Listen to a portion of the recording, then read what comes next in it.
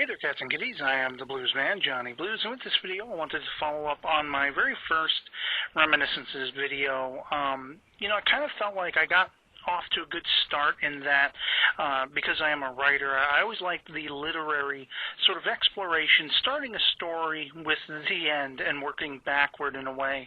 I always felt that there was something a little more explorative about a story paced like that. And so I kind of feel like it was interesting that the first reminiscence I had was really talking about my mom's love for Sublime toward the end of her life.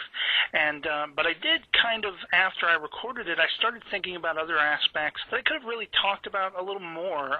So I kind of figured I would actually continue the discussion in a part two, talking about how my mom and I loved Sublime. And, what I really loved about it was the awakening that it had for her, in a sense, like, hey, you know what, they're still making good music in the 90s.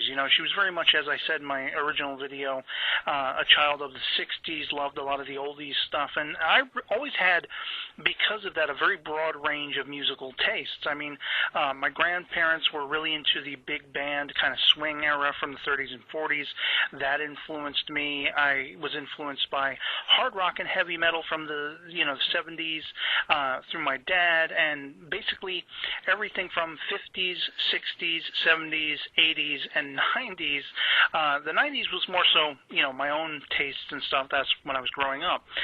But all of the prior decades were, aspects of music that I got from the collective, from my mom and dad and everything.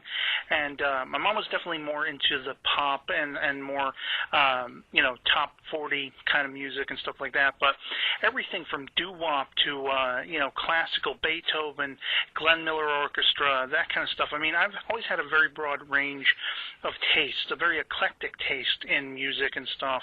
And if it has good melody, I dig it. I mean, I'm not that big a fan of country music per se, but I do love certain songs, and that kind of thing. And so to find that my mom had that kind of sensibility where if she found a song, it didn't matter when it came out, where it was from, what band it was, she would dig it, and Sublime was one, though, that became all-consuming for her, and I would, being a Sublime fanboy myself, I would just sit back and chuckle and sit there wide-eyed and, ear-to-ear grinning that my mom loved Sublime. I mean, I remember ordering from, I think it was the Skunk Records catalog. They had a sort of little printout catalog you could get mail order, and they came out with a VHS tape. It also came out subsequently on DVD, but the DVD copy that I've seen is crap.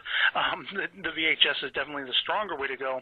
This almost 4-hour video called Stories, Tales, Lies, and Exaggerations, which basically recounts a lot of the, sort of the reminiscences of the people, the surviving members of the band, and people in the LBC posse, the Sublime posse, recounting events, live shows, live performances, and the good, the bad, the ugly, all of that stuff.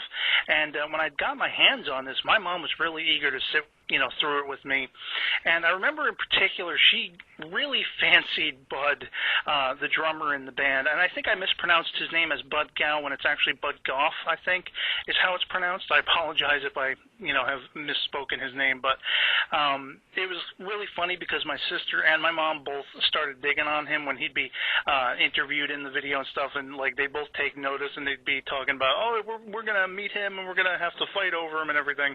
And that was really hilarious. But seeing her chuckling at all of the funny reminiscences they were talking about, a time they went to Denny's in the middle of the night, and the people there didn't want to serve them and were serving them rotten food and half-cooked food, and so they ended up taking their RV bathroom and dumping the crap that had built up over the last week onto the back kitchen door of this Denny's, and then they hightailed it. And my mom would just be sitting there, tears in her eyes, laughing so hard at that.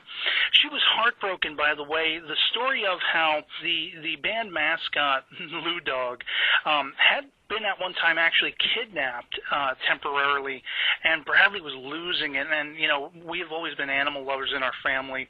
We had a dog at the time, in fact, and he was our Lou Dog in a sense. But I remember my mom was just heartbroken when Troy Nowell, the wife of Bradley, was recounting how heartbroken and sort of disillusioned Bradley was. They had gone to like a restaurant, and he tied the dog up outside, came back out. Lou Dog had been kidnapped, but somebody, later on brought the dog back. I guess they were advertising, dog missing, stuff like that. And somebody actually had a conscience and brought the dog back to them. And it was kind of like a relief to my mom because she had gotten so attached to the band. She knew them as well as I knew them. She knew the stories as well as I did. We'd be driving in the car, and sometimes we'd be talking about, oh, remember that story in the video, and we'd all be laughing about it. And as I say, she loved her Lou Dog Mascot shirt and got to the point where she wouldn't, anytime we were going out, she wouldn't wear anything else. She wanted to wear that shirt and advertise her love for this band and see if other people would get into it and stuff like that. And so my mom really, was a champion for Sublime. Not just that it was something that she found a taste for. It was something we shared as a family. My sister loved it too. I remember blowing her mind, in fact, when, No Doubt had come out, and she didn't know at all that there were some history between No Doubt, Gwen Stefani and all of them with Sublime. They'd actually performed, and they did this song, they did this co-op song, couple of them actually, but the one primarily is the Sublime song Saw Red, which features vocals from Gwen Stefani. And I remember blowing her mind when I played the song, and she's like, oh, who's that singer? And I was like, remember No Doubt, the CD I had the last time? She's like, yeah.